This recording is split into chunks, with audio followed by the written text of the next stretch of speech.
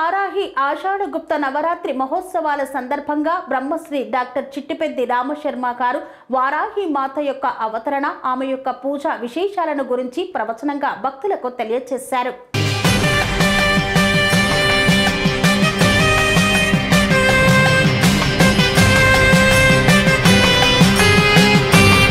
మేడ్చల్ మల్కాజ్గిరి జిల్లా నాగారం మున్సిపాలిటీ పరిధిలో కొలువైన శ్రీ శ్రీ వారాహి మాత ప్రసన్న వెంకటేశ్వర అయ్యప్ప స్వామి దేవాలయంలో అత్యంత విశేషంగా శ్రీ వారాహి ఆషాఢ గుప్త నవరాత్రి ఉత్సవాలను నిర్వహిస్తున్నారు. ఈ ఉత్సవాలలో పూజా మహోత్సవాలు 3వ రోజుకు చేరుకున్నాయి.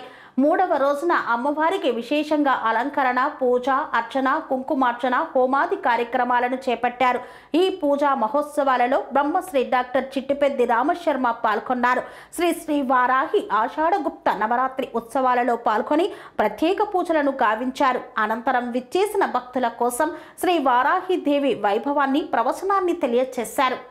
ఇద్దరు మాట్లాడుకునేటప్పుడు అర్ధరాత్రి ఇద్దరు కూర్చొని మాట్లాడుకుంటున్నారు. మా గురువుగారు ఒకడే ఉన్నారు, ఎదురుగా ఎవరు ఆడవాళ్ళు లేరు. మా గురుపత్ని అక్కడ దూరంగా పడుకుంది, అతనికి సంతానం లేదు. లోపల ఆడవాళ్ళ శబ్దం వస్తుంది. నాకు మెలకు వచ్చింది. వెళ్ళి చూసే, నేను ఎవరు లేరు ఆడవాళ్ళు, మా గురుపత్ని అక్కడే పడుకుంది. లోపల ఆడవాళ్ళ యొక్క మాట వస్తుంది. ఇంకా నాకు చిన్నతనం, మా గురువుగారు ఎవరితో మాట్లాడుతున్నాడని చెప్పి వెళ్ళి చూశాను. చెంప మీద దెబ్బ కొట్టేశాడు. ఒకటే మాట, చెంప పగిలిపోయింది. విన్నావా అన్నాడు మాటలు. వినొచ్చింది తాత అన్నాను. మాకంటే మా అమ్మకు మేనమామ గారు నా గురువుగారు.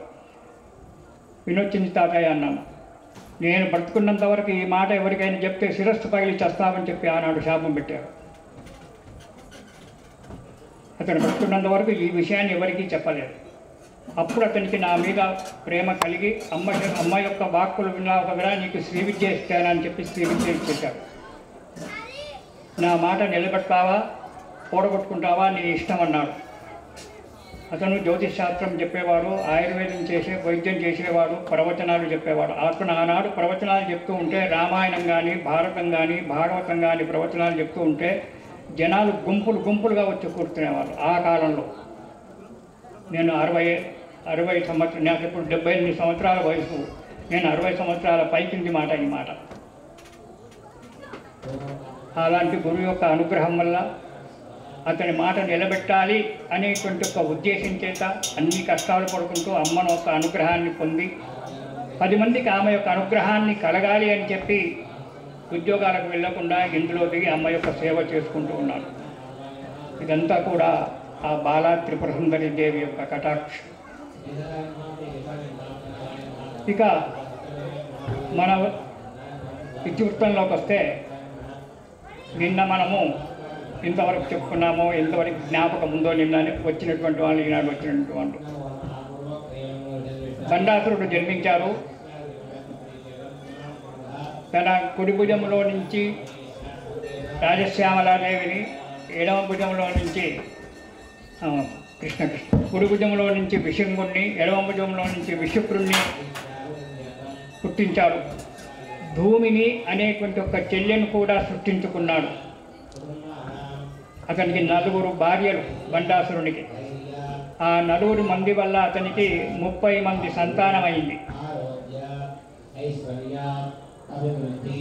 శివుడు ఏమవరం ఇచ్చాడు అతనికి, 60,000 సంవత్సరాలు నువ్వు ఏకఘాటంగా రాజ్యాన్ని పరిపాలించుకోరా అన్నాడు. 60,000 సంవత్సరాలు అవుతున్నాయి. వీడేం చేశాడు? దేవకులము అంటే దేవతలు, మానవులు వృద్ధి కావద్దు, ఒక రాక్షసుకులమే వృద్ధి కావాలి అని చెప్పి విశుంగుణ్ణి ఒక లోకానికి, విశుక్రుణ్ణి ఒక లోకానికి పంపించి తాను మాత్రం భూలోకంలో ఉండి మానవులకు కానీ దేవతలకు కానీ సంతానం కాకుండా వాళ్ళ యొక్క శక్తిని నిర్వీర్యం చేసేశాడు. అరే 60,000 ఏళ్ళు దగ్గరికి వస్తున్నాయి. ఇంకో 2 రోజులు అయితే 60,000 ఏళ్ళు అయిపోతాయి. అలాంటి సమయంలో దేవతలంతా కూడా బ్రహ్మదేవుని దగ్గరికి వెళ్ళారు. అయ్యా, శివుడు భోలాశంకరుడు ఇలాంటి వరం ఇచ్చాడు. దేవతల యొక్క సృష్టి కావడం లేదు, మానవుల యొక్క సృష్టి లేదు, దేశమంతా రక్షించిపోతుంది. తేజస్సు అంతా కూడా వృధా అయిపోతుంది అన్నారు. దానికి నేనేం చెయ్యలేను, వారు విపరీతమైన కోరిక కోరారు, విష్ణుమూర్తి దగ్గరికి వెళ్దామన్నారు. బ్రహ్మను ముందు పెట్టుకొని విష్ణుమూర్తి దగ్గరికి వెళ్ళారు. విష్ణుమూర్తి విషయం అంతా కూడా చెప్పారు. అది నా నుంచి కాదన్నాడు విష్ణుమూర్తి. ఇది నా నుంచి కాదు, ఎవడు వరమిచ్చారో వాడే దానికి సరి అయినటువంటి పరిష్కారం చేయాలి. కాబట్టి మనంతా కూడా కైలాసం వెళ్దాం పదా అన్నాడు. అందరూ కలిసి కైలాసం వెళ్ళారు. శివుని దగ్గరికి వెళ్ళి నమస్కారం చేసి, అయ్యా పరమశివ, బండాసురునికి వరం ఇచ్చావు, మరి దానికి ఏంటంటే అప్పుడు శివుడు అన్నారు, వారు బలమైనటువంటి ఒక వరం కోరుకున్నారు. ఏం వరం కోరుకున్నారు? నేను ఒక తల్లి గర్భంలో నుంచి జన్మించలేదు, కాబట్టి తల్లి గర్భములో జన్మించినటువంటి ఒక స్త్రీ వల్ల నేను చేస్తాను. అయోని చేయనటువంటి ఒక స్త్రీ వల్ల, అది కూడా ఒక కన్య కావాలి, అలాంటి ఒక కన్య వల్ల నేను మరణిస్తానని చెప్పి వరం కోరుకున్నాను. నీ చేత నా చేత వాడు చావరు. అలాంటి అమ్మాయి ఎక్కడ దొరుకుతుంది మనకు? తల్లి గర్భంలో నుంచి పుట్టకుండా ఉండబడేటువంటి ఒక దేవతలు ఎవరైనా మానవులు ఉంటారా? దేవతలు ఉంటారా? ఎవరైనా తల్లి గర్భంలో నుంచి పుట్టాల్సిందే. బాగా ఆలోచించారు. అయ్యా దానికి సలహా మీరే చెప్పండి అన్నారు. అప్పుడు శివుడు ఏమన్నాడు, దీని గురించి మనం ఆదిశక్తి అమ్మవారి గురించి ఒక మహాయాగం చేయాలి. ఆ మహాయాగం చేస్తే అప్పుడు అమ్మవారి యొక్క అనుగ్రహం కలుగుతుంది, అయోనిజం పుడుతుంది అన్నాడు. సరే చేద్దామన్నారు. అప్పుడు ఏమన్నారు, దానికి మరి యజ్ఞం చేయాలంటే హోమగుండం కావాలి, సమిధలు కావాలి, నెయ్యి కావాలి, ఇవన్నీ కావాలి కదా. ఆ చేసేవాళ్ళు ఎవరు అడిగారు. శివుడు అన్నాడు, నేను చేయిస్తాను యజ్ఞం, సమిధలకు కట్టేలా అవసరం లేదు, మీ దేవతలంతా కూడా అందులో హోమగుండంలో పడిపోవాలి మంత్రం చెప్తూ ఉంటే. ఒక సరస్సునంతా కూడా వెళ్ళబెట్టి దాన్ని హోమగుండం చేశాడు. వృత సముద్రం ఉంది, నెయ్యి సముద్రం. ఆ వృత సముద్రంతో ఆ నెయ్యి సరిపోతుంది అని చెప్పి మహాయాగం చేస్తున్నాడు శివుడు. ఓం నమో భగవతే ఇంద్రాయ స్వాహ అనగానే ఇంద్రుడు అగ్నిగుండంలో పడిపోతున్నాడు. ఇలా ఒక్కొక్కరిని ఇది ఎప్పుడు మొదలుపెట్టారు యజ్ఞం? ఆశ్వయుజ శుద్ధ పాఠ్యమి నాడు, అంటే దసరా నవరాత్రులు ప్రారంభమవుతాయి కదా, ఆ మొదటి రోజు శివుడు యజ్ఞం మొదలుపెట్టారు. ఒకరోజు అయిపోయింది, దేవతలంతా కూడా అగ్నిగుండంలో పడిపోతున్నారు. ఒక్కొక్క మంత్రం చెప్తూ ఉంటే ఒక్కొక్క దేవత. రెండో రోజు అయిపోయింది, మూడో రోజు అయిపోయింది, ఉలుకు పలుకు లేదు. నాలుగవ రోజు కూడా అయిపోయింది, ఉలుకు పలుకు లేదు. ఐదవ రోజు పంచమి, దేవతలంతా కూడా అగ్నిగుండంలో పెట్టారు, ఒక్కరు కూడా లేదు. ఒక్క శివుడు మాత్రం ఒక్కడే ఉన్నాడు. అమ్మ, ఒక్క దేవత సమిధ లేదు, నేను ఒక్కడే మాత్రం ఉన్నాడు, నేను కూడా అందులో ఆవుకవుతాను, నీ ఇష్టం అన్నాడు అని చెప్పి నమ శంభవే చ మయోభవే చ నమ శంకరాయ చ మహేశ్వరాయ చ స్వాహ అని చెప్పి శివుడు అందులో పడబోతూ ఉన్నాడు. అప్పుడు అగ్నిగుండంలో నుంచి అమ్మవారు పైకొచ్చింది. ఇది మనకు లలితా సహస్రనామాలలో మొట్టమొదటి నామము. చిదగ్ని కుండ సంభూత దేవకార్య సముద్యగా. ఆ చిదగ్ని అగ్నిగుండంలో నుంచి దేవతల యొక్క కార్యాన్ని తీర్చడానికి అమ్మవారు వచ్చారు. ఎలా ఉంది? ఉద్యద్భాను సహస్రాభా చతుర్బాహు సమన్వితా. కోటి మంది సూర్యులు ఒకేసారి ఉద్భవిస్తే ఎలాంటి యొక్క వెలుగు ఉంటుందో అలాంటి యొక్క వెలుగు చేత అమ్మవారు ఆ అగ్నిగుండంలో నుంచి పైకొచ్చింది. తల్లి గర్భంలో నుంచి పైకొచ్చినట్టుగా అమ్మవారు అగ్నిగుండంలో నుంచి పైకొచ్చింది. మనకు లలితా సహస్రనామాలలో మొదటి శ్లోకం నుంచి 40 శ్లోకాల వరకు అమ్మవారి యొక్క వర్ణన చేస్తూ ఉంటారు. ఆమె ఎలా పుట్టింది, ఆమె రంగు ఎలా ఉంది, ఆమె ఎలాంటి ఉంటుంది, ఆమె శరీరం ఎలా ఉంది, ఆమె మన శరీరంలో ఎలా ఉంటుంది అనేటువంటి ఒక విధానం అంతా కూడా చెప్తాడు. 40 శ్లోకాలలో ఆమె చరిత్ర అంతా కూడా చెప్తారు. అలా అమ్మవారు అగ్నిగుండంలోంచి పుట్టింది. పుట్టగానే ఏం చేసింది? ఎవరైతే అగ్నిగుండంలో దేవతలందరూ కూడా పడ్డారో వారందరినీ కూడా పచ్చికించింది. మళ్ళీ దేవతలు యథావిధిగా ఉన్నారు. అప్పుడు శివుని అడిగింది, ఎందుకు నన్ను పిలిచావు, ఎందుకు అగ్నిగుండంలో నుంచి నన్ను పుట్టించావు అని. అసలు నా పేరేంటండి? అమ్మా, నీవు చూడడానికి మృదువుగా ఉన్నావు. లలితము అంటే మృదువు, మెత్తనిది, సుందరమైనది అనేటువంటి ఒక అర్థాలు. నీవు సుందరంగా ఉన్నావు, మృదువైన మనస్సువి. నీ మనస్సు కూడా చాలా మెత్తనిది, నవనీతంలాగా ఉండబడేటువంటిది. కాబట్టి నీకు లలిత అని చెప్పి నామకరణం చేస్తున్నాను. 3 లోకాలలో కూడా నీవు సుందరమైనటువంటి దాన్ని కాబట్టి లలిత త్రిపుర సుందరి అని చెప్పి నీకు పేరు పెట్టుకున్నారన్నారు. మరి నన్ను ఎందుకు పిలిచావన్నారు? బండాసురుడు ఈ విధంగా నా లోకాలను బాధపెడుతూ ఉన్నాడు కాబట్టి ఆ బండాసురుడిని సంహరించడానికి నిన్ను నేను అగ్నిగుండంలో నుంచి పుట్టించానన్నారు. మరి నేను ఎక్కడ ఉండాలి? ఉండడానికి ఇల్లు కావాలిగా. అంటే ఏదైనా ఒక ఇంట్లో ఉండమ్మా, ఈ పక్క ఇల్లు బాగానే ఉంటున్నాం. నేను ఒక్కదాన్ని కాదు, నా వెంబడి కొన్ని కోట్ల సైన్యం ఉంటుంది. ఆ సైన్యం అంతా ఉండడానికి ఇల్లు కావాలి, ఒక నగరం కావాలి పెద్దది అన్నారు. అప్పుడు శివుడు మయుణ్ణి పిలిచాడు, చిత్రకర్మ మయుణ్ణి, దేవశిల్పిని. అయ్యా, అమ్మ ఉండడానికి ఒక స్థలం మంచుకున్నాడు. దేవతలంతా ప్రపంచమంతా తిరుగుతూ ఉన్నాడు. 7 ద్వీపాలు తిరిగాడు. సుధా సముద్ర మధ్యస్థే మణిద్వీప విరాజితే. అమృతమైన సముద్రం, సుధా సముద్రం. సుధా అంటే అమృతం. ఆ అమృతం యొక్క సముద్రం యొక్క మధ్యలో ఒక ద్వీపం ఉంది. దాని మణిద్వీపము అంటారు. అది మయునికి నచ్చింది, చాలా బాగా ఉంది, ఇక్కడ అమ్మవారి యొక్క ఇల్లు కడతానని చెప్పి పెద్ద నగరం నిర్మించి వేశాడు. ఆ మణిద్వీపంలో చాలా పెద్ద నగరం. ఎన్ని కోట్ల మంది వచ్చినా సరిపోయేటట్టుగా నిర్మించాడు. నిర్మించి ఆ నగరం మధ్యలో 9 అంతస్తులతో ఒక ఇల్లు నిర్మించాడు. ఆ 9 అంతస్తుల పైన చింతామణి గృహాన్ని నిర్మించాడు. చింతామణి గృహంలో అమ్మవారికి పీఠం నిర్మించాడు. ఆ పీఠం అమ్మవారి యొక్క వేదిక మీదకి ఎక్కాలంటే మళ్ళీ 9 మెట్లెక్కి అమ్మవారి దగ్గరికి వెళ్ళారు. అక్కడ అమ్మవారు కూర్చొని ఉంటుంది. ఈ మధ్యన అంతా కూడా ఆమె యొక్క పరివారం అంతా కూడా ఉంటుంది. అలా అదే శ్రీచక్రము.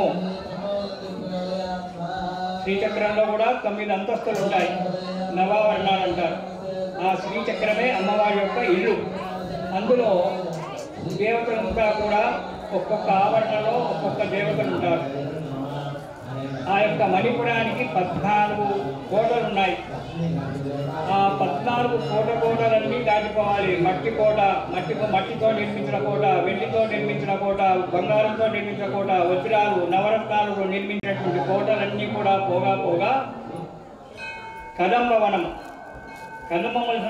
దాటిన తర్వాత మందారవనం దాటిన తర్వాత బిల్వవనం దాటిన తర్వాత తులసీవనం దాటిన తర్వాత అమ్మవారి యొక్క ఇల్లు. ఆ ఇంట్లో 4 హాళ్ళు ఉంటాయి, పెద్దయి. ఒకటి ఆమె ఏకాంత గృహము, ఒకటి సభాగృహము, ఒకటి పరివార గృహము, ఒకటి ఆమె భోజనము చేయడానికి పడుకోవడానికి ఒక 4 పెద్ద హాళ్ళు ఉంటాయి. అందులో సభామండపంలో అమ్మవారి యొక్క కూర్చోవడానికి సభామండపంలో సింహాసనం ఉంటుంది. ఆ సింహాసనంలో 18 మెట్లు ఉంటాయి సింహాసనానికి. అందులో 9 మెట్లు ముఖ్యమైనటువంటివి. ఈ వ్యక్తి ఆ సింహాసనం దగ్గర పోతే అక్కడ త్రికోణాకారంగా ఒక వేదిక ఉంటుంది. ఆ త్రికోణాకార వేదికను 3 దేవతలు రక్షిస్తూ ఉంటారు. ఆ త్రికోణాకార వేదిక మీద మంచం ఉంటుంది. ఆ మంచం కింద 4 రుద్రులు ఉంటారు, పంచరుద్రులు. శివుడు, మహేశ్వరుడు, రుద్రుడు, బ్రహ్మ, విష్ణు. వీళ్ళు 3 ఆ మంచం, ఈ 5 ఆ మంచం యొక్క కాళ్ళు. ఆ మంచం మీద పడిపెట్టి సదాశివుడు. ఆ సదాశివ పర్యంక అంటారు. సదాశివుని యొక్క పైన ఆమె కూర్చొని ఉంటుంది అమ్మవారు. ఇలా సత్యంగా కూడా జరిగింది. ఆమె అప్పుడు ఆమె పరివారం కావాలి కదా, సైన్యము 64 యోగినీలు. ఒక్కొక్క యోగినికి కోటి మంది పరివారం. అష్టభైరవులు, 8 మంది భైరవులు. ఒక్కొక్క భైరవునికి కోటానుకోట్ల సైన్యం. అష్టమాతృకలు, 8 మంది మాతృకా దేవతలు అమ్మవారికి చుట్టూ ముఖ్యమైనటువంటి వాళ్ళు. ఆ 8 మంది మాతృకలకు ఒక్కొక్కరికి ఎంతోమంది సైన్యం. అప్పుడు ఆమె ఏం చేసింది? ఇద్దరైతే ముఖ్యమైన కావాలి. ఒక రాజ్యాన్ని పరిపాలించంటే మంత్రి కావాలి, సైన్యాధికారి కావాలి. వీళ్ళిద్దరు ముఖ్యమైన కావాలి. అమ్మవారు కూర్చొని తన కుడి భుజములో నుంచి రాజశ్యామలాదేవిని పుట్టించింది. ఎడమ భుజములో నుంచి దండనాథిని వారాహిదేవిని జన్మించారు. నిన్న మనం చెప్పుకున్నాం, వీళ్ళు ఇప్పటి వాళ్ళు కాదు. మహిషాసురుని చంపినప్పుడే అమ్మవారు ఈ వారాహిదేవిని వచ్చిందప్పుడు. వాళ్ళప్పుడు ఉద్యమం అయిపోయిన తర్వాత వాళ్ళు అంతర్గతమైనారు. మళ్ళీ తిరిగి ఈ లలితా త్రిపుర సుందరి దేవి పిలిచినప్పుడు మళ్ళీ వాళ్ళు వచ్చారు. ఆనాడు ఎక్కువగా వాళ్ళ పని లేకుండే, దుర్గాదేవిదే పని ఉండే కాబట్టి వీళ్ళప్పుడు బహిర్గతం కాలేదు వారాహిదేవి. లలితా త్రిపుర సుందరి యొక్క అవతారం వచ్చినప్పుడు ఎడమ భుజములో నుంచి ఆ వారాహిదేవి జన్మించింది, కుడి భుజములో నుంచి రాజశ్యామలాదేవి జన్మించింది. వాళ్ళు లలితా త్రిపుర సుందరికి ఎంత శక్తి ఉంటుందో వారాహిదేవికి రాజశ్యామలకు కూడా అంతే శక్తి ఉంటుంది. అమ్మవారి యొక్క రథము 9 అంతస్తులుగా ఉంటుంది. అదే శ్రీచక్ర రథము. ఈనాడు మనం పూజ చేసేటువంటి అమ్మవారి యొక్క శ్రీచక్రమే రథం. 9 అంతస్తులతో ఉంటుంది. ఒక్కొక్క అంతస్తులో కొంతమంది దేవతల ఆవాహన అయి ఉంటారు. వాళ్ళు ఆమెను పరిరక్షిస్తూ ఉంటారు. మధ్యన త్రికోణం ఉంటుంది. పైన త్రికోణంలో మహాకామేశ్వరి, మహావజ్రేశ్వరి, మహాభగమాలిని ఆ త్రికోణాన్ని మోస్తూ ఉంటారు. త్రికోణం మధ్యలో బిందు స్థానం. ఆ బిందు స్థానమే అమ్మవారి యొక్క పీఠం. ఆ పీఠంలో అమ్మవారు ఉంటుంది. మనకు లలితానామాలలో చెప్పుకుంటారు, సహస్రారథలో జాత. శరీరంలో మనకున్నటువంటి యొక్క 6 చక్రాలు ఏవైతే ఉన్నాయో 6 చక్రాలు, మూలాధార చక్రం నుంచి ఆజ్ఞా చక్రం వరకు ఈ చక్రాలన్నీ సాధన చేసేటప్పుడు ఈ చక్రాలన్నీ దాటుకుంటూ వెళ్ళాలి. బ్రహ్మగ్రంథి, విష్ణు గ్రంథి, రుద్ర గ్రంథి 3 ముడులు ఉంటాయి. మనపుర చక్రం దగ్గర ఒకటి, అనాహత చక్రం దగ్గర ఒకటి, ఆజ్ఞాచక్రం దగ్గర ఒకటి. ఈ సాధన చేసేటప్పుడు ఈ 3 ముడులు చాలా బాధపడతాయి. షట్చక్ర సాధన చేసేటప్పుడు ఈ లోకంలో ఉండం, ఎక్కడో తిరుగుతుంటాం. అప్పుడు గురువువారు పక్కకు ఉండాలి. లేకుంటే దాన్ని మనం కంట్రోల్ చేసుకునే ఒక శక్తి మన దగ్గర ఉంది. గురువు గారు కంట్రోల్ చేయాలి. ఈ చక్ర సాధనలో ఉన్నప్పుడు అక్కడి నుంచి సహస్రార చక్రానికి వెళ్తాం. సహస్రార చక్రంలో అమ్మవారు ఉంటుంది. అదే సుధా సముద్రం. అక్కడి నుంచి ఒక్క చుక్క సూజి మొలబడినటువంటి ఒక చుక్క అమృతం శరీరంలో పట్టినట్టే చాలు. ఈ లోకంతో మనకు పని లేదు. అలా అమ్మవారు అక్కడ ఉంటుంది. సహస్రార చక్రంలో ప్రతి వాడికి ఇక్కడ ఉంటుంది. చిన్నప్పుడు ఇదంతా మెత్తగా ఉంటుంది, చాలా మెత్తగా ఉంటుంది. ఆ నూనెను అదో పెట్టి కొట్టి దాన్ని గట్టిగా చేస్తారు. అంటే తల్లి గర్భంలో ఉన్నప్పుడు ఈ సహస్రార చక్రంలో నుంచే మనకు ప్రాణవాయువు అనేటువంటి వస్తుంది. ఇలా అమ్మవారి యొక్క ఆవిర్భావం జరిగింది. అమ్మవారు తన కుడి భుజంలో నుంచి రాజశ్యామను పుట్టించింది. మరి వీళ్ళకి రథం ఉంది కదా, 9 అంతస్తుల యొక్క రథం ఉంది అమ్మవారికి, లలితా త్రిపుర సుందరికి. మరి తన మంత్రికి కూడా ఉండాలి కదా. రాజశ్యామలాదేవి మంత్రిని సలహాలు ఇచ్చేటువంటిది. ఆమె ఎలా ఉంటుంది? నీలపు రంగులో ఉంటుంది అమ్మవారు. చేతిలో వీణ పట్టుకుంటుంది. భుజం మీద చిలక ఉంటుంది అమ్మవారికి, రాజశ్యామలాదేవి. చేతిలో ఎప్పుడు వీణ ఉంటుంది. ఆమె సంగీత సాధన. ఆమెకు సంగీతం అంటే చాలా ఇష్టం రాజశ్యామలాదేవి. ఆమెను కనుక పూజ చేసినట్లయితే ఆమెలో నుంచి మళ్ళీ అవతారాలు వచ్చాయి. రాజశ్యామల మెయిన్, ఆ తర్వాత మాగంగిని, తర్వాత శుకశ్యామల, మేఘశ్యామల, ఇలా ఆమె శరీరంలోకి వచ్చారు. శుకశ్యామల యొక్క ఉపాసన చేసినట్టయితే విపరీతమైన సంగీతం, ప్రపంచాన్ని సన్మోహం చేసేటువంటి ఒక సంగీతం వస్తుంది. శుకశ్యామల చేసుకుంటూ మేఘశ్యామల కనుక మనం చేసినట్టయితే, శుకశ్యామలతో పాటు మేఘశ్యామల జపం చేసినట్టయితే సంగీతం మాటే ఇప్పటిప్పుడు వర్షం పడుతుంది. కాళిదాస మహాకవి శ్యామలాదేవిని చేశాడు, కాళికాదేవిని కాదు. కాళికాదేవి ఉపాసన చేశాడు, కానీ అతని ప్రత్యక్షమైంది శ్యామలాదేవి. అందుకే శ్యామలా దండకం రాశాడు. కాళిదాసు గారికి ఎప్పుడైతే అమ్మవారు ప్రత్యక్షమైందో అతని చదువురాదు మూర్ఖు పరమ మూర్ఖుడు కాళిదాసు. మంచం మీద పోయి కాళ్ళకి తలకాయకి కాళ్ళు పెట్టుకొని పండుకున్నటువంటి ఒక మహానుభావుడు, తను కూర్చున్న కొమ్మ తను నరుక్కున్నటువంటి ఒక మహానుభావుడు. భార్య సరస్వతీదేవి మహా విద్వాంసురాలు. ఒక పండితుడు రానందుకు, ఆమె చెప్పినట్టు వినందుకు ఆమె ఇటువంటి ఒక పిల్లవాడిని పెళ్లి చేశాడు రాజపురోహితుడు. అది ఒక చరిత్ర ఉందిలే. అలాంటి కాళిదాసు అమ్మవారి దగ్గరికి వెళ్ళి జపం చేస్తే అమ్మవారు ప్రత్యక్షమైంది. ప్రత్యక్షం కాగానే చతుర్భుజే చంద్రకళావతంసే కుచోన్నజే కుంకుమరాగశోణే పుండ్రేక్షోపాశాంకుశ పుష్పబాణహస్తే నమస్తే జగదేకమాగః అని చెప్పి కాళిదాసు మొట్టమొదటి తన వాక్కు ద్వారా శ్లోకం చెప్పినటువంటి ఒక ప్రథమ శ్లోకం ఇది. ఆ చోట కాళిదాసు మహాకవి నాడు, ఎన్నో గ్రంథాలు రాశారు. కనిష్ఠిత కాళిదాస అంటారు. కవులలో లెక్క పెట్టాలంటే మొట్టమొదటి వాడు కాళిదాసే. అలాంటి మహాపండితుడు, అలాంటి ఒక అమ్మ రాజశ్యామ దగ్గర అలాంటి ఒక అనుగ్రహం దొరుకుతుంది విద్యకు. అది గురువు చేత ఉపదేశం పొంది ఆ సుఖశ్యామల చేసినట్టయితే సంగీతం వస్తుంది. దానింబడి మేఘశ్యామల చేసినట్టయితే ఎప్పుడు కావాలంటే అప్పుడు వర్షం పడిపించుకోవచ్చు. మేఘశ్యామల కనుక జపం చేసినట్టయితే. అలా మాతంగిని ఉంది, ఆమె రాజమాతంగిని అంటారు రాజశ్యామల యొక్క రెండవ రూపం. ఆ మాతంగిని యొక్క సేవ చేస్తే కోరుకున్న కోరికలు నెరవేరుతాయి. పెళ్లి కావాలంటే పెళ్లి, ఉద్యోగం కావాలంటే ఉద్యోగము, డబ్బు కావాలంటే డబ్బు, ఏదైనా దొరుకుతుంది. అంటే మీరు ఇవన్నీ చేశారా గురువుగారు అంటే, ఇవన్నీ మంత్రాలు గురువుగారు మాకు ఉపదేశించాడు. ఒక్క ముఖ్యమైన యొక్క శ్రీ విద్యా ఉపదేశం ఇస్తాడు. వీరందరూ మాకు వశమైపోతారు, ఆటోమేటిక్గా మా దగ్గరికి వచ్చేస్తారు. మేము కోరకుండానే మా దగ్గర వస్తుంటారు. ఈ రాజశ్యామల కానీ వారాహి కానీ ఇవంతా కూడా. నాకు వారాహి మంత్ర ఉపదేశం లేదు, రాజశ్యామల ఉపదేశం లేదు, కానీ వాళ్ళ దగ్గర వచ్చి నా పక్కకు ఉంటారు. ఎక్కడంటే అక్కడే ఉంటారు. ఇక్కడ ఈ పక్కన నిలబడి ఉన్నారు, నేను చెప్పేది వింటున్నారు. నేను కనుక తప్పు చెప్పండి చెప్ప బయటపోతున్నాను. అలాంటి యొక్క రాజశ్యామల మంత్రిని, ఈమెకు 9 అంతస్తుల యొక్క రథం ఈమెకుంటే, లలితా త్రిపురందరికుంటే, ఆ 9 అంతస్తుల నుంచి 2 అంతస్తులు తీసేసి 7 అంతస్తుల రథాన్ని శ్యామలాదేవికి వచ్చింది. శ్యామలాదేవి యొక్క రథం సప్తావరణాలు 7 ఆవరణలతో ఉండినటువంటి యొక్క రాజశ్యామల యొక్క రథం ఉంటుంది. ఆమె పుడికిప్పు రథం మీద ఉంటుంది.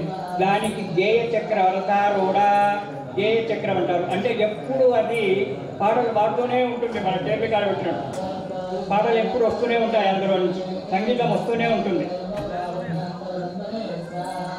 ఇక ఇడమ పక్కన వారాహి దేవి ఉంటుంది. ఈమె సైన్యాధికారి.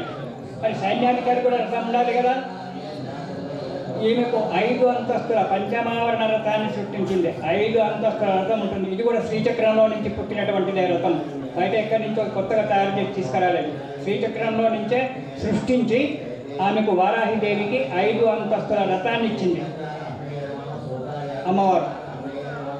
ఆ అమ్మవారి యొక్క 5 అంతస్తుల రథం ఇస్తే రథం మీద ఈ వారాహిదేవి కూర్చుంది. ఈ వారాహిదేవి ఎలా ఉంటుంది? సూకరముఖి, వరాహముఖం, పందిముఖంలాగా ఉంటుంది. పందిముఖమే.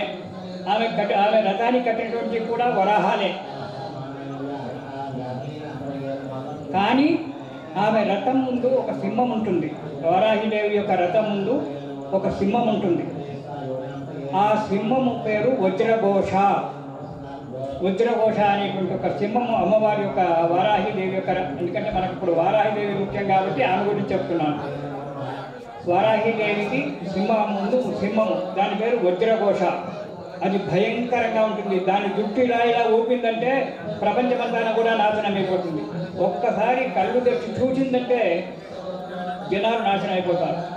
అలాంటి యొక్క సింహం ఎప్పుడు ఆ యొక్క రథం ముందు, ఆ వారాహిదేవి యొక్క రథం ముందు ఉంటుంది.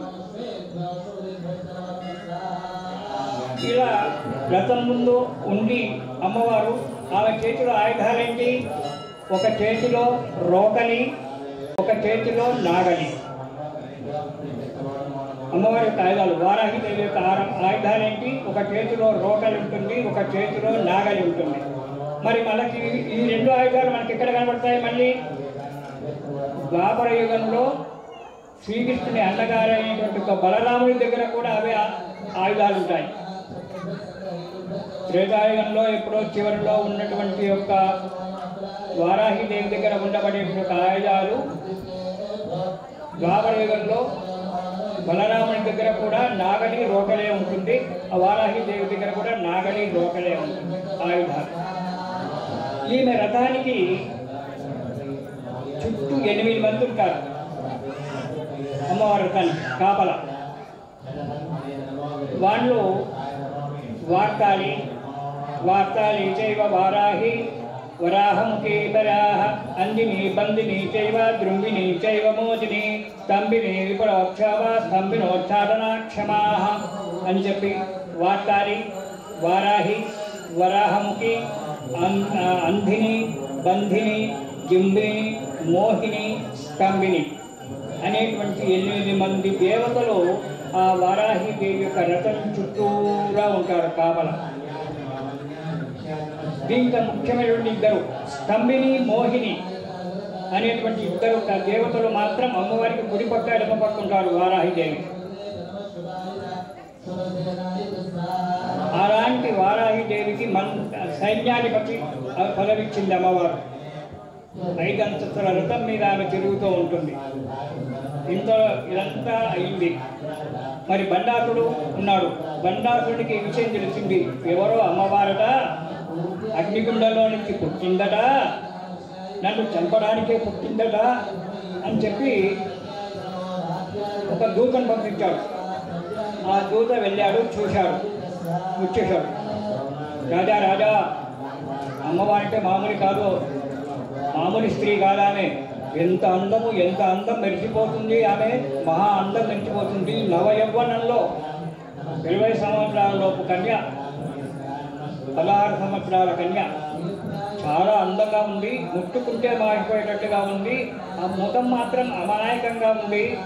ఆమె నీకు బాగైతే చాలా బాగుంటుందని వచ్చి ధూమ్రాక్షుడు అనేటువంటి వాడు మన బండాసురుని యొక్క దూత.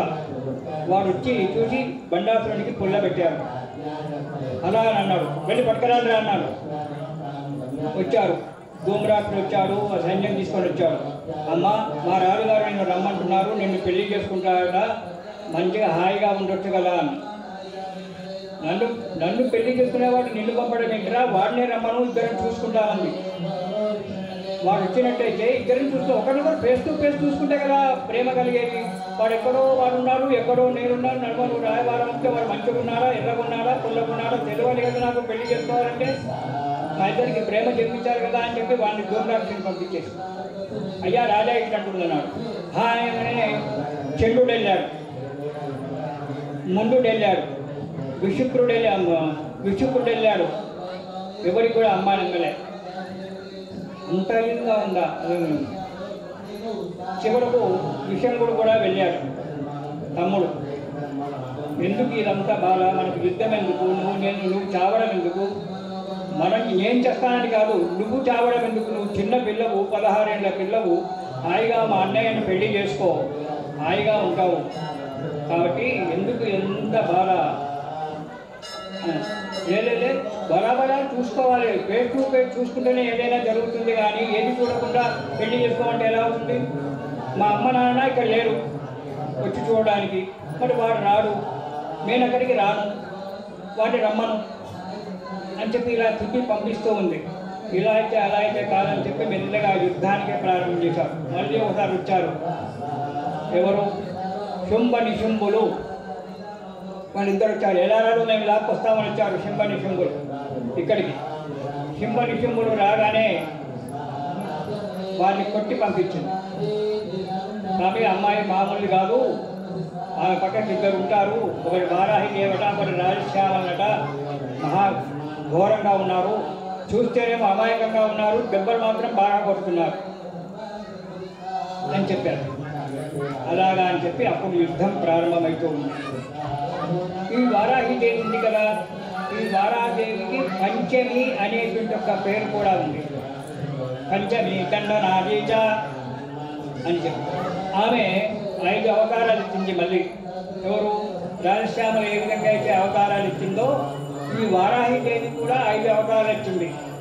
బృహత్ వారాహి అంటే శుద్ధ వారాహి అంటారు, లఘు వారాహి, ధూమ్ర వారాహి, స్వప్న వారాహి, కిరాత వారాహి, ఇలా 5 అవతారాలు ఇచ్చింది మళ్ళీ అమ్మవారు వారాహిదేవి. మనం ఇప్పుడు పూజ చేసినటువంటి ఒక అమ్మవారు ఏదైతే ఉందో ఈమె శుద్ధ వారాహి. ఆ కిరాత వారాహులను, ధూమ్ర వాహనము, స్వప్న వారాహులను మనం చేసుకోలేము. స్వప్న వారాహిని యొక్క జపం చేస్తే స్వప్నంలోనే అమ్మవారు కనబడుతుంది. మహా ఘోరంగా భయంకరంగా ఉంటుంది అమ్మవారు.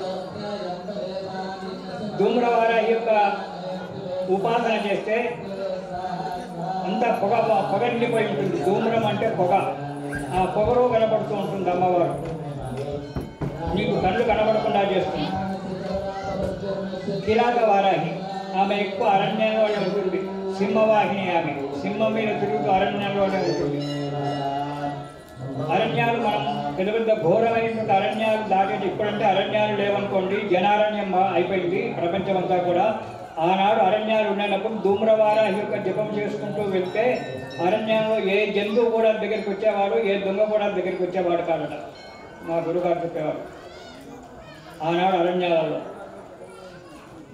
ధూమ్రవారాహి ఇలా వారాహి అవతారాలు మనకున్నాయి. అందుకే ఆమెకు పంచమి దండ నాతీచ అంటే పంచమి నాడు పుట్టింది అని కాదు, ఆమె 5 అవతారాలు వచ్చింది కాబట్టి ఆమెకు పంచమి అనేటువంటి ఒక పేరు కూడా వచ్చింది. ఇక ఈ అమ్మవారు వారాహిదేవి ఎలా ఉంటుంది? పొగ రూపంలో ఉంటుంది.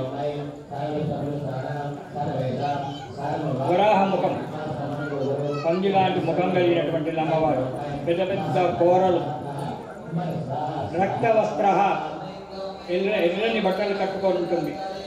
కనుగుడ్డు తెరిస్తే ఇంత పెద్ద గుడ్డు ఆమె అమ్మవారి. భయంకరమైనటువంటి ఒక రూపం ఉంటుంది అమ్మవారికి, వారాహిదేవి. అలాంటి వారాహిదేవికి 5 అంతస్తుల రథం మీద కూర్చొని ఉంటుంది. ఆమె వాహనం ఏంటి? ఈమెమేమో రథం మీద కూర్చుంది. ఎప్పుడు రథం మీదనే తిరగదు కదా, ఎప్పుడు కారులో తిరగదు కదా, బైక్ ఉండాలి కదా. మరి సందులలో కారు పోదు, బైకే ఉండాలి. కారు ఉన్నప్పుడు బైక్ పక్కన పెట్టుకోవాలి. అలాగే ఆమె రథం ఉన్నప్పుడు రథం పక్కన వాహనం ఉంటుంది. ఆమె ఎప్పుడు ఎదురుకుండానేమో సింహం వెళ్తుంది, సింహం ఉంటుంది, వజ్రఘోష అనేటువంటి సింహము. ఆమె వాహనము మహిషము అంటే దున్నపోతు. విషంగుడి మీద యుద్ధానికి వెళ్ళినప్పుడు అమ్మవారు దున్నపోతు మీదనే పోయింది, మహిషం మీదనే వెళ్ళింది. ఆ మహిషం ఎలా ఉంటుంది? 1 యోజనం ఎత్తుంటుంది. 1 యోజనం అంటే సుమారు 12 కిలోమీటర్లు. 12 కిలోమీటర్ల ఎత్తుంటుంది. అర్ధ యోజనం అంటే 6 మైళ్ళ వెడల్పు ఉంటుంది ఆ సింహం. చిన్న సింహం అది మన మైకం దున్నపోతు. 12 మైళ్ళ ఎత్తు, 6 మైళ్ళ వెడల్పుగా ఉంటుంది. ఆమె మహిషం యొక్క దున్నపోతు యొక్క కొమ్ములు ఎలా ఉంటాయి? అర్ధ యోజనం అంటే 6 కిలోమీటర్ల పొడుగుంటాయి ఆమె యొక్క కొమ్ములు. ఒక్కసారి ఆ జూడు తిరిగింది అంటే బండాసురుడి సైన్యం అంతా కూడా కొట్టుకపోతుంది గాలి. కాలు గిట్టలు 2 కిలోమీటర్ల వెడల్పు ఉంటాయి. అలాంటి వారాహిదేవి యొక్క వాహనం అంటే 12 కిలోమీటర్ల ఎత్తుండబడేటువంటి దున్నపేట మీద కూర్చున్నబడేటువంటి యొక్క అమ్మవారు ఎంత ఎత్తు ఉండాలి, ఎలా ఉండాలి ఆలోచన చేసుకోండి, ఒకసారి లెక్కలు వేసుకోండి. ఆమె వాహనమే 12 కిలోమీటర్ల ఎత్తు, యోజనం ఎత్తు. మరి ఆమె దాని మీద కూర్చున్న అమ్మవారు ఎలా ఉండాలి, ఎంతలా ఉండాలి, ఎంత పొడవు ఉండాలి, దాన్ని కంట్రోల్ చేయాలంటే. అలాంటి భయంకర రూపం వారాహి. తలుచుకుంటే చిన్నపిల్ల అవుతుంది. బండాసురుడి మీద యుద్ధానికి వెళ్ళినప్పుడు ఆమె అలా మహిషవాహనారూఢయై కోటాను కోట్ల సైన్యాన్ని తీసుకొని, ఆ సైన్యమంతా కూడా వరాహ రూపులే, అందరికీ కూడా వరాహ వాహనాలే. కొన్ని కోట్ల సైన్యం, ఆ కోట్ల సైన్యం అంతా కూడా అందరికీ కూడా వరాహ ముఖాలే, అందరికీ వరాహ వాహనాలే. దాని మీద ఆమె విషంగుడి మీదికి బయలుదేరింది. ఒకేసారి బయలుదేరారు ఇద్దరు, రాజశ్యామల వారాహిదేవి ఇద్దరు కూడా యుద్ధానికి వెళ్ళారు. ఎవరి మీదికి? విషిప్రుల మీదికి యుద్ధానికి వెళ్ళారు. వన్నాసుడు అప్పటికి యుద్ధానికి రాలా.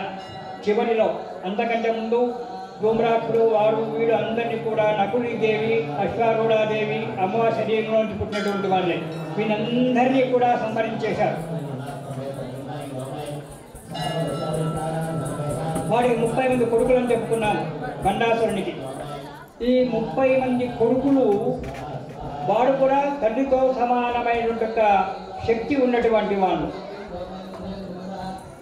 30 మంది కొడుకులు. మరి వారు కూడా యుద్ధానికి వస్తున్నారు. అప్పుడు లలితా త్రిపుర సుందరి ఏం చేసింది? తన ముఖములో నుంచి ఒక అమ్మాయిని సృష్టించింది. ఆమె పేరు బాలా త్రిపుర సుందరి. ప్రపంచంలో ఇద్దరే త్రిపుర సుందరులు, ఒకటి లలితా త్రిపుర సుందరి, రెండవది బాలా త్రిపుర సుందరి. ఇక వేరే వాళ్ళెవ్వరికి కూడా ఏ దేవత లక్ష్మికి కానీ పార్వతికి కానీ ఎవరికి కానీ త్రిపుర సుందరి అనేటువంటి ఒక పేరు లేదు. ఒక తల్లి బిడ్డలకి ఇద్దరికే త్రిపుర సుందరి అనే పేరు. తల్లికి 16 ఏళ్ల వయసు, బిడ్డకు 9 ఏళ్ల వయసు. 9 వర్షాత్ భవేత్ కన్యా బాలా త్రిపుర సుందరి. 9 సంవత్సరాల వయసు ఉన్నటువంటి బాలా త్రిపుర సుందరి. ఎప్పుడు చూడు 9 సంవత్సరాల వయసే. ఆ తల్లికి లలితా త్రిపుర సుందరికి ఎప్పుడు చూడు 16 ఏళ్ల వయసే.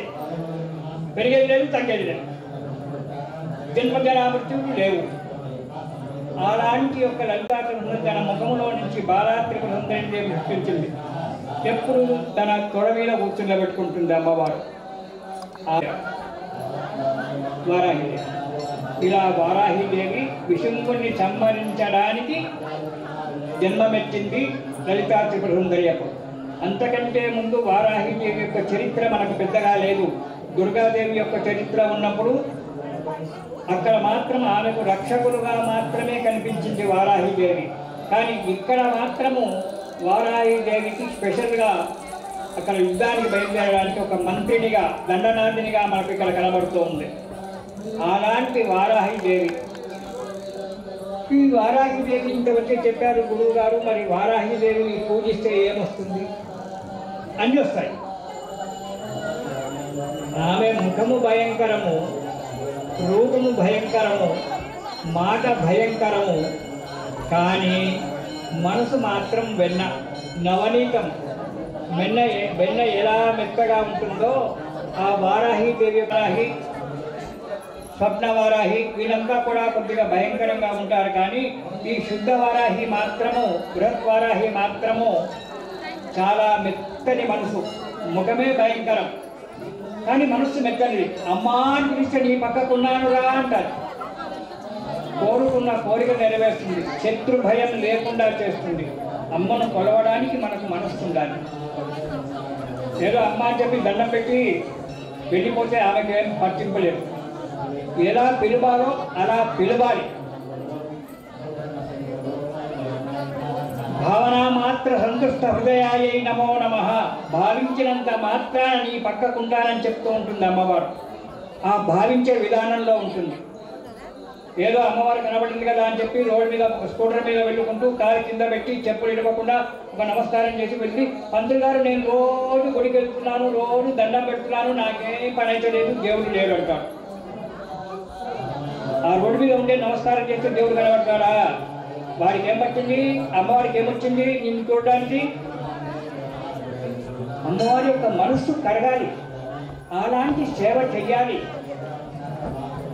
అప్పుడు ఆమె కానీ మనకు అనుగ్రహం ఇవ్వదు.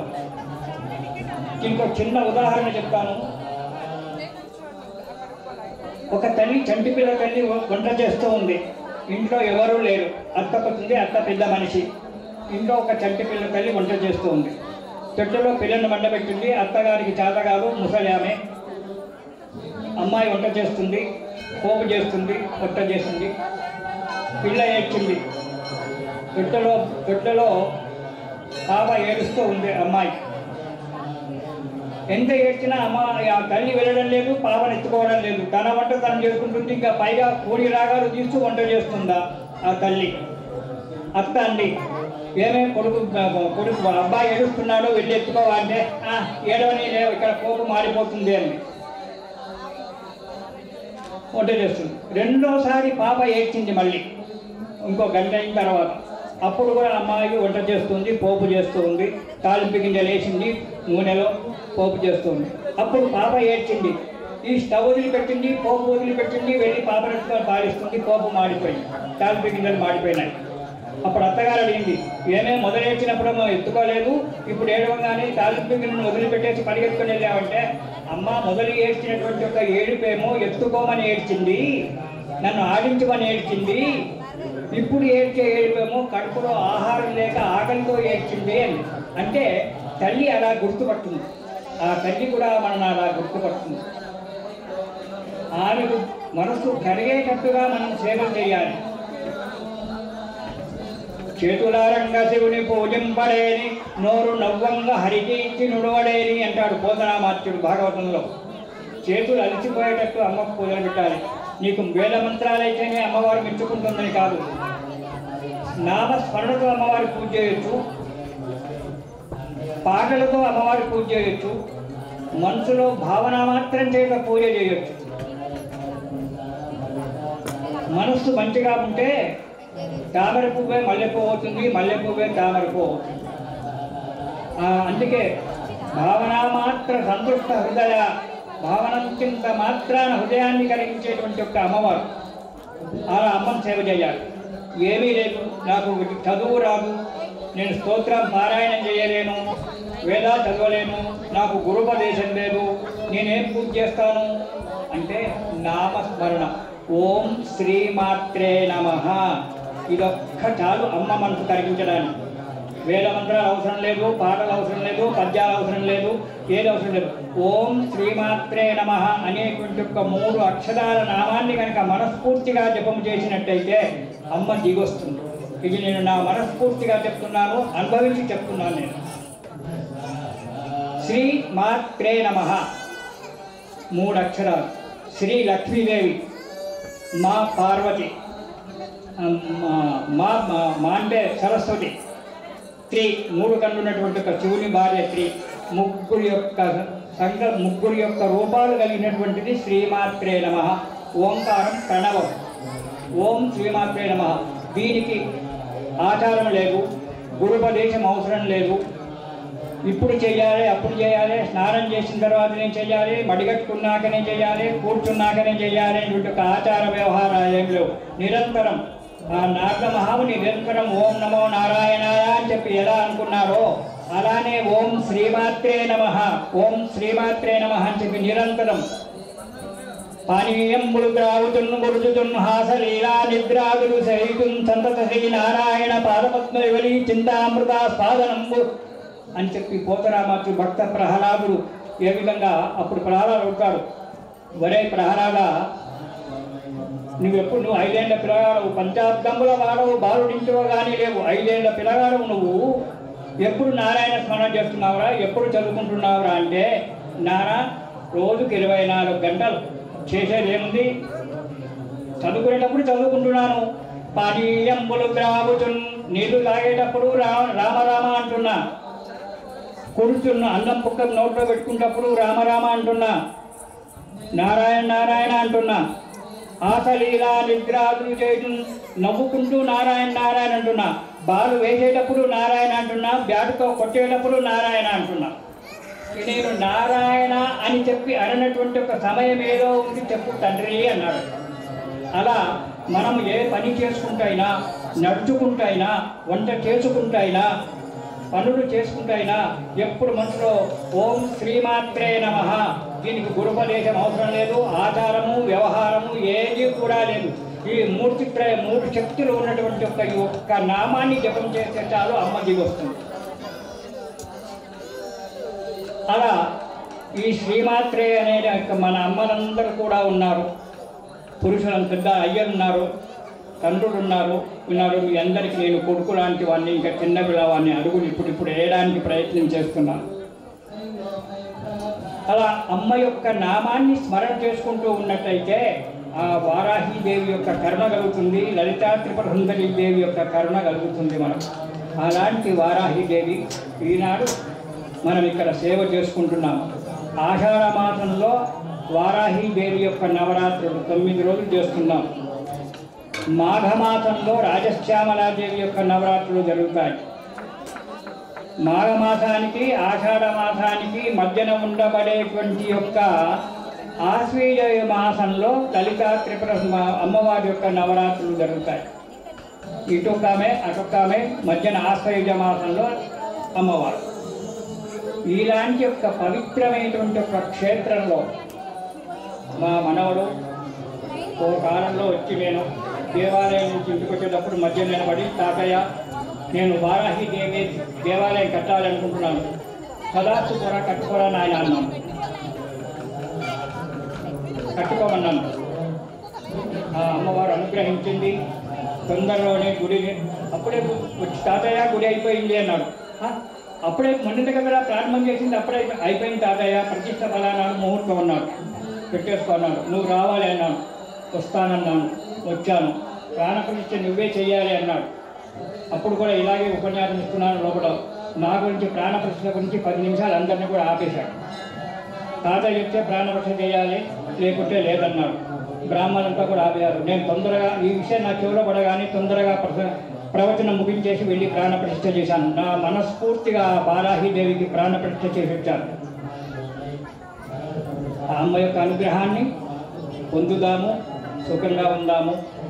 ఇలాంటి యొక్క కార్యక్రమాలు జరుగుతూ ఉంటే మాకేదో తోచిన 2 ముక్కలు తప్పులో ఒప్పులో అన్నీ ఆమె చూసుకుంటుంది. 2 ముక్కలు చెప్పడం జరుగుతూ ఉంటుంది.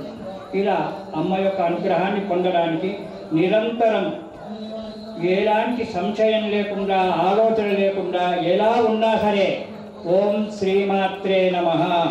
ఇక్కడ వచ్చి కుంకుమార్చన చేస్తున్నారు. పంతులు గారు చెప్పే నామాలు చెప్తుంటారు. మీ మనసులో శ్రీమాత్రే నమః, శ్రీమాత్రే నమః, శ్రీమాత్రే నమః, శ్రీమాత్రే నమః. అంతేగాని పక్క వారితో ముచ్చటవుతుంటూ ఈ చీర ఎక్కడ తెచ్చుకున్నావు బిడ్డ, ఆ నగలు ఎక్కడ చేయించుకున్నావు, అది ఎందుకు మనకు, అవి బయట పోయి మాట్లాడుతున్నాం. ఇక్కడ మాత్రం మౌనంగా అమ్మను చూసుకుంటూ, ఒకటి అమ్మను చూసుకుంటుండాలి. అందుకే ధ్యాన శ్లోకాలను పెడతారు. అరుణాం కరుణాతరంగితాక్షేం. అమ్మవారు ఎలా ఉంది, వేద సూర్యుడు ఏ విధంగా ఉంటారో అలాంటి ఆకారం ఉంది. కరుణాంతరంగీం. ఆమె మనస్సు ఎప్పుడు కరుణతో ప్రేమతో నిండుకొని ఉంటుంది. ఇలాంటి యొక్క భావన చేత ఆ రూపాన్ని ఎదురకుండా నిర్మించుకోవాలి. దీన్నే భావన సూక్తంలో చెప్తాడు అమ్మవారి యొక్క. మా గురువు గారికి ఎదురకుండా శ్రీచక్రం లేదు. ఆయన కళ్ళు మూసుకొని కూర్చున్నానంటే భావన సూక్తం చదువుకునేవాడు. భావన సూత్రంలో శ్రీచక్రం యొక్క నిర్మాణం మొత్తం ఉంటుంది. మన శరీరంలోనే శ్రీచక్రాన్ని నిర్మించేస్తుంటాడు మా గురువు గారు. కళ్ళు మూసుకొని కూర్చున్నాడంటే 1.5-2 గంటలు కళ్ళు తెరవడు. అలాగే శిలాలాగా కూర్చునేవాడు. ఇప్పుడు లేడు కానీ అలాగే శిలాలాగా కూర్చునేవాడు. ఆ భావన సూక్తం చేత శరీరం అంతా కూడా నవరంగ రూపో దేహ నవధాతు నిర్మాణ అని చెప్పి అది ఉంది. అది మొత్తం చెప్పకూడదు. ఆ యొక్క శరీరాన్ని మొత్తం శ్రీచక్రంలాగా నిర్మించేసుకునేవాడు. అందులోనే లలితానామాలు చదువుకుంటూ కుంకుమ లేదు, ఏమీ లేదు. కళ్ళు మూసుకున్నాయంటే లలితా సహస్రనామాలు చదువుకుంటూ కుంకుమార్చన చేసుకునేవాడు. అందులోనే శ్రీచక్ర పూజ అయిపోయేది మా గురువు గారికి. ఎటువంటి మహానుభావుడు ఆలోచించను. అది నా ఈ జన్మాల అదృష్టం. అలాంటి గురువు నాకు దొరకడం. ఇప్పటికే అమ్మ యొక్క దయ వల్ల రోజుకు ఒక 6 గంటలు మాత్రమే సేవ చేసుకోవడం జరుగుతుంది. కానీ తృప్తి లేదు నాకు. ఇంకొక 2 గంటలు అయితే బాగుండు, 8 గంటలు అయితే సరిగా సరిపోతుంది కదా అనుకుంటాను. కానీ ఉదరపోషణ ఉందిగా, పొట్ట ఉందిగా, నన్ను అనుసరించుకొని కొంతమంది ఉన్నారుగా, కొడుకు బిడ్డ కోడలు మనవలు మనమరాళ్ళు లంక ఉన్నారు. ఇంకా సంసార బంధాలు పీక్క తింటున్నాయి. ఇంకా పీక్క తింటున్నాయి సంసార బంధాలు. అది ఎప్పుడు వదిలిపోతుందో, అమ్మ ఎప్పుడు ఆజ్ఞ ఇస్తుందో తెలవదు. దానివల్ల 6 గంటలు మాత్రమే చేయగలుగుతున్నాం. అమ్మ యొక్క సేవ చేసుకోవడము, ఇది చేసుకోవడము. వారాహిదేవిని కనుక సేవ చేసినట్లయితే సకల శుభాలు, శత్రుంజయము, ఆయురారోగ్యాలు, అష్టైశ్వర్యాలు, మనము కోరుకున్నటువంటి ఒక కోరిక నెరవేరుతుంది. కానీ మనం చేయడంలోనే ఉంది. మనం ఏ విధంగా చేస్తామో అలాంటి యద్భావం తద్భవతి. ఏ భావన చేత నీవు అమ్మను సేవిస్తావో ఆ భావాన్ని కలుగుతుంది. అంతేగాని ఏదో ఒకసారి నమస్కారం చేసి నాకు పని కాలేదు అంటే నేను ఒప్పుకోను. ఆమె మనసు కలిగేటట్టుగా పనిచేయి. అలా చేసినప్పుడు అమ్మ యొక్క అనుగ్రహం కలుగుతుంది. ఈ వారాహిదేవి యొక్క నవరాత్రుల్లో నాకు ఈ అవకాశం కలిగించినటువంటి చిరంజీవి శివకార్తిక్ శాస్త్రి గారికి ఆ వారాహిదేవి యొక్క అనుగ్రహాలు సదా సదా సదా సర్వకాలం ఉండాలి. చిరంజీవి అయి వర్ధిల్లాలి. అతను అతని కుటుంబము అతని పరిచారకులు అందరూ కూడా సుఖంగా జీవిస్తూ ఉండాలి. అమ్మ యొక్క అనుగ్రహం కలుగుతూ ఉండాలి. కుంకుమార్చనకు అమ్మకు సమయం ఆసన్నమైంది కాబట్టి ఇక్కడితో ముగిస్తున్నాను. మళ్ళీ రేపు ఒక్కనాడు సెలవు ఉంది. ఎల్లుండి మన ఇక్కడ సికింద్రాబాద్లో కవాడుగడలో ప్రవచనం ఉంది.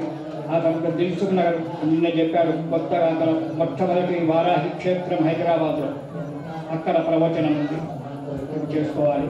స్వస్తి సర్వేషాం సమస్త సన్మంగళాని భవంతు. స్వస్తి ప్రజాభ్య పరిపాలయంతాం న్యాయేన మార్గేణ మహిం మహీషాః గోబ్రాహ్మణేభ్య సోమస్తు నిత్యం లోకా సమస్తా సుఖినో భవంతు. ఓం శ్రీమాత్రే నమః. ఓం శ్రీమాత్రే నమః. ఓం శ్రీమాత్రే నమః. అంటే ఒకనొక సందర్భంలో ఒక 3 నెలల కింద 4 నెలల కింద ఇటుకలు వచ్చినాయి, డబ్బులు ఇవ్వడానికి గుడి కట్టేటప్పుడు ఇటుకలు వచ్చినాయి, డబ్బులు ఇవ్వడానికి డబ్బులు లేవు. ఇక ఏం చేయాలి అని మేస్త్రి కూడా 2 రోజులు ఆగండి, కొంచెం డబ్బులు డొనేషన్ రాలేదని చెప్తే 8 గంటలకు ఫోన్ చేసింది తాత. ఏడున్నావు అన్నాడు. ఇంట్లో ఉన్న తాత. ఏం పని ఉందా తాత? ఇంటికి రాను. పోగానే డబ్బులు ఇచ్చింది. ఎంత ఇచ్చింది చెప్పాలని డబ్బులు ఇచ్చింది. ఆ డబ్బులు ఇటుకలకు సరిపోయింది, ఆ వారానికి మేసే డబ్బులు సరిపోయింది. నేను అనుకున్నా, అరే తాత అది కళ్ళకి వెళ్ళి వచ్చాయి. నాకు నిజంగా చెప్పాలంటే తాత డబ్బులు ఇచ్చినప్పుడు ఒక ఎమోషనల్గా ఫీల్ అయిపోయాను. ఎందుకంటే సహజంగా ఈ రోజుల్లో ఒక పురోహితంలో ఉన్నప్పుడు ఏదైనా సాధక బాధలు చెప్తారు, కానీ డబ్బు రూపంగా సాయం చేయడం చాలా కష్టం. నేను చూస్తున్నా కాబట్టి. కానీ ఇటువంటి జనరేషన్లో కూడా పిలిచి తీసుకోరా అన్నాడు. తాత ఇచ్చేసాడు. ఆయన ఇచ్చిన డబ్బుల్లోని ఈ వారాయి దేవాలయం ఇటుక గర్భాలయం వారాయి గర్భాలయం నడుస్తుంది. అమ్మవారి ఆజ్ఞ ప్రకారంగా నాకు ఫోన్ చేసిండు. ఆ డబ్బులు తీసుకొచ్చి ఆయన ఆ రోజు మేసరిగా ఇచ్చేసాడు. నిజంగా చెప్పాలంటే కాబట్టి ఆ రోజు నేను మా తాతగానే ఎక్కువ కొలిసినాను అనమాట. అరే నాకు తాత కూడా సపోర్టు. నేను ఎప్పుడు తాతకు అడగలేదు, ఆయనే పిలిచిండు, ఆయనే ఇచ్చేసిండు. కాబట్టి నేను తాతకి ఇప్పుడు రుణపడి ఉంటా. అమ్మవారి ఆజ్ఞ ప్రకారంగా 6 నెలల్లో గుడి ఓపెనింగ్ అయిపోయింది. నేను చెప్పిన నువ్వు కనుక రాకపోతే నేను ప్రాణప్రతిష్ఠ చేయను, యంత్ర ప్రతిష్ఠ ఎవరితో పెట్టిస్తా కానీ ప్రాణప్రతిష్ఠ నువ్వే చేయాలని చెప్పి అన్నీ కూడా కార్యక్రమంలో ఉండి ఆ కార్యక్రమం విజయంతం చేసింది. తాతకు నేను ఎప్పుడు రుణపడి ఉంటా. అదేవిధంగా మాకు ఇంకొక రోజు టైం ఇవ్వాలని కోరుకుంటున్నాం. మేము ఇంకొక రోజు టైం ఇవ్వాలి. పంచమి రోజు నువ్వు ఎక్కడైనా పెట్టుకున్నదాన్ని కూడా జర క్యాన్సిల్ చేసుకొని మా దగ్గర రావాలి. పంచమి రోజు విశేషంగా కుంకుమార్చన కార్యక్రమం ఉంటుంది, అమ్మవారికి అభిషేకం ఉంటుంది. సోమవారం రోజు ఆ రోజు అక్కడ ఉంటే జర ఏదైనా అక్కడ అబద్ధం చెప్పి మా దగ్గర రావాలి. కాబట్టి లేదా శనివారం రోజు పూర్ణావతి కూడా నువ్వు ఉండాలి. ఇక్కడ 5వ తారీఖు పూర్ణావతి పెట్టుకున్నాము. పూర్ణావతి కార్యక్రమానికి నువ్వు ఉండి ఓకే మీ మాటకు మన్నిస్తున్నా, నీ మాటకు నేను గౌరవిస్తున్నా. ఖచ్చితంగా నువ్వు మళ్ళీ ఏం చేయాలంటే 5వ తారీఖు మహాపూర్ణావతి ఉంది. విశేష ద్రవ్య పంపిస్తా. అట్లా కారు పంపిస్తా. నేను అదే నేను పంపిస్తా.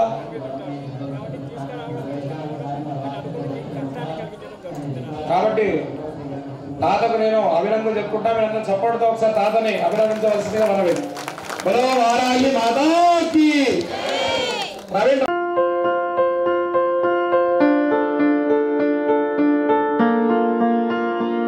సంస్కృతి సంస్కృతి సంప్రదాయం, ప్రేమ, ఆప్యాయత, రాజసం ఉట్టిపడే వేడుకలకు అనువైన ప్రదేశం MLN కన్వెన్షన్ హాల్.